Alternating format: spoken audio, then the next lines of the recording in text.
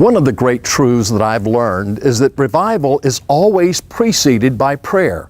When God gets ready to move in a community, in a church, or even in a nation, He always sets His people to praying. It's always been this way in the great historic revivals. Before America became a nation, and it was just in its infancy, there was a man by the name of George Whitefield who came and preached mightily, and thousands of people would come and hear him preach. And by the way, he didn't have any public address system, and he would preach to the multitudes, and God sent a mighty revival, and that was the underpinnings of the birth of the nation. But many times Whitefield could be seen, he would be coming from the fields all night. He had been alone with God, praying and seeking the face of God. Prayer always precedes the great revivals. And this is not only true back in the 1700s, it's true today.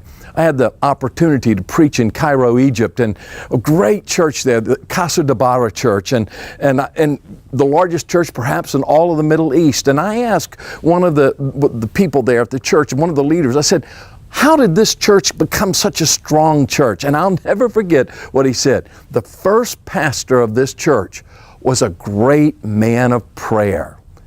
Amazing.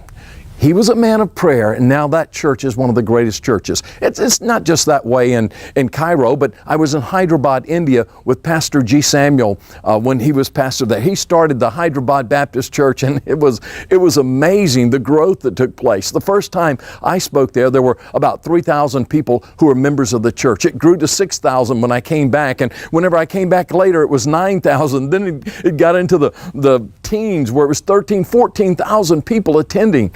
And Pastor Samuel began his ministry going to a place called Nagaland. And in Nagaland, there was a great revival that had swept there. And the churches have, right next to the church building, there is a place of prayer where the people will go and they will pray and seek the face of God.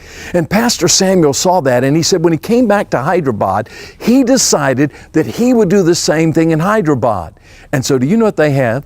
Well, if you go to the Hyderabad Baptist Church, before you go in now, there's a big tower that you can go up, and it's glassed in, and you can see the Twin City area there. And you find day and night there are people crying unto God, seeking the face of God. The pattern hasn't changed. It was the pattern in the Bible. It was the pattern of the New Testament church. God's people prayed. The scripture says, "If my people who are called by my name shall humble themselves and pray and seek my face and turn from their wicked ways, then will I hear from heaven and forgive their sin and heal their land." What God said thousands of years ago, He brought to pass in Whitefield. He brought to pass in Egypt. He brought to pass in India. And He can bring it to pass in your life, in your community, in your heart. But we must pray. Prayer always precedes a great move of God's Spirit.